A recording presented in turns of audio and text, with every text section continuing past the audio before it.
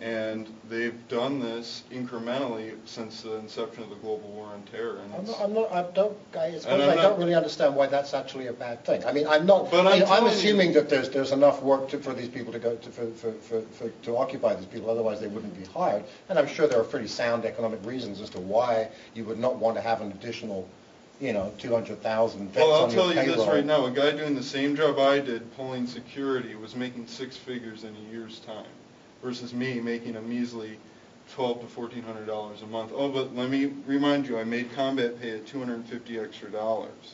So this is a privatization of another public sector of our government, which is our government. Is supposed to be a public sector. We're supposed to own it. And they are, now mind you, these are guys that are carrying out military operations, assassinating, enemy personnel, as they, use the military jargon. And these people are doing that as well as doing basic civil engineering and civil service jobs and things of that nature, providing services at the bases and stuff. Regardless, it's a militarized outfit. It's set up directly and mirroring exactly what the military. Well, what's your point? I mean, I accept that. I mean, and I assume. Well, my point is it's unaccountable, is what I'm saying. Well, are they unaccountable? I mean, Well, yeah. When you get all right, Blackwater also was involved in their employee contracts. For example, there's a clause in there that says you cannot sue the company if you are raped on the job. Well, there was a woman who was gang raped, locked in a quad con in Iraq, because they didn't know what to do about it, and she couldn't sue the company. That's what I'm talking about with privatization. No legal backing whatsoever. If that was a public institution, it would have been resolved through the U.S. Attorney's Office. She signed the contract. Oh yeah, and you could say that about someone who's been stop-loss too, that's signed a military contract and didn't have it explained to them because they. Right, I was going to say, had they been soldiers, she wouldn't be able to sue the U.S. military either. I mean, so. As I recall, the military does make you take an aptitude test for comprehension, so you do know what you are assigned. We have a few questions from the audience. Bonnie? Well, it seems to me if we're concerned about excess cost and inefficiency and so forth, Homeland Security, that we should also be concerned with the excess costs regarding financial costs with regard to the contractors. If they're earning how many times your salary? Yeah, but of course, there are huge. It seems to me that seems to be the issue. Well, no, but that's only one. But that's got to be only one aspect of the economics of it. I mean, the U.S. taxpayer spends a huge amount of money on soldiers who no longer fight, who are no longer in the military. I mean, how many people here? You said yourself that the VA is paying your way through college. They pay your military, pay your medical insurance too. Pay for everything. And I mean, so it goes on and on and on and on. They were fighting for our freedoms, our rights, so we should take care of them for their mental. Fine, I'm not arguing that, but what I'm saying is the fact that they pay them 10 times the salary when they're on the job doesn't necessarily mean that they're costing less over the course of a lifetime. We take into account medical and educational expenses. It may actually be a lot cheaper. And, there are some pretty sound accountants working in Washington, D.C. and working for the military, and I'm sure they've run the numbers, and I'm sure they've figured out that it's probably cost-effective to hire private companies. Well, I think that the primary issue is the fact that we're turning the military into a way of making profit. There's huge corporations that are going out there doing the contracting that are making money off of war. And it's clear that we're turning into an imperialist agenda. I mean, you look at Iraq, didn't we just open up the oil fields there a couple months ago? And we're selling them out to all these major oil corporations. They have an unbelievable amount of oil there. And I think that our government has no transparency. And the fact that we hire private contractors in order to do things makes us even less accountable. Right. Privatizing the military,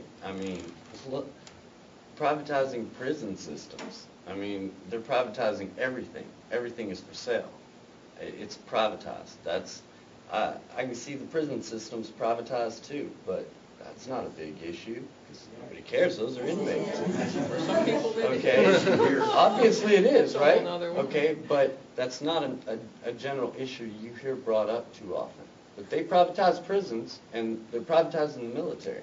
It is going to happen. This is a corporate world. It's going to advance. The assumption seems to be, and this is one that I've never bought because it harks back to the foreign left conspiracy idea that we go to war in order to benefit corporations. And I don't buy that. It doesn't make any sense. I mean, I totally get that corporations make a lot of money when they rebuild countries after war. My God, the economies of Western Europe were revived totally thanks to corporations who came in and rebuilt the countries after World War II. Yes, I get that in a capitalist society, companies make money, and they'll make money rebuilding and building infrastructures in countries.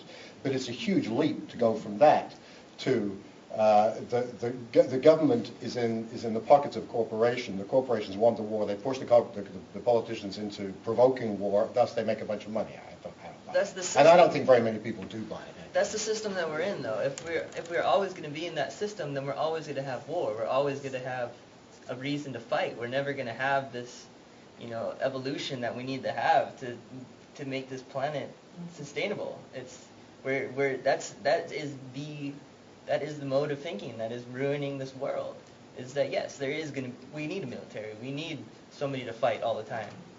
And if we bring that into corporate hands, then their main objective is to prolong that, to keep that going, to keep making money, to keep people in prisons, to keep finding somebody to fight. I think I have a question. Yeah, in the audience? Well, I think that the problem is so fundamentalist. These are symptoms of the fact that the military and all of this, the industry behind it, is totally outside of what we consider a democracy, where the people are getting to decide, do we want to fight these wars? Do we want to spend this kind of money on the military? Somebody up there in some other place is making this decision for us. I mean, if you take a poll of the public, generally speaking, they're against these wars. They would not take military spending off the table when it came to looking at the budget and the economy of the country.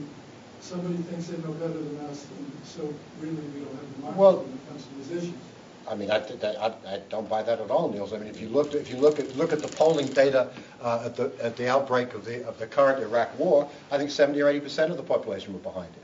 Now, you can argue that they were lied to by politicians, and maybe some of them were, and maybe some of them bought the lies. But the fact of the matter is, if you're going to go by general consent, then most of the wars that have been fought with popular backing. No, because of propaganda, essentially. Well, but that's a different argument. But you can't say that the politicians fight wars that people are against when plainly they don't. And the whole conspiracy thing. Let's Come on. stop there for just a second. First of all, they had the message. We didn't get the truth. They had the message. They had the media. They had there was nuclear weapons, there was this, whatever. We didn't have the message, we didn't have the truth. The truth was there. There were people willing to report that, but they had the corporate message. They controlled the media, okay? And then when the word got out, the polls later were for us pulling out. When Obama was elected, the majority of the country wanted us to pull out. Okay? The majority of the country did not want us to go into Afghanistan. Okay? So maybe you had one poll whenever their media push was so fierce, and they had been working on this for years, and they had the 9/11 right behind them. They took advantage of this 9/11 opportunity to do what they planned to do all along, okay? So they used the media to distort things so that they could undermine the democracy. That's my point. As if the media isn't corrupt enough. Well, on that note, unfortunately, we're out of time. Got to wrap it up. It was an excellent discussion today and very heated. And I hope that everybody takes it home and gives it a second to think it over and figure it out for themselves. So we'll see you next time. Thanks.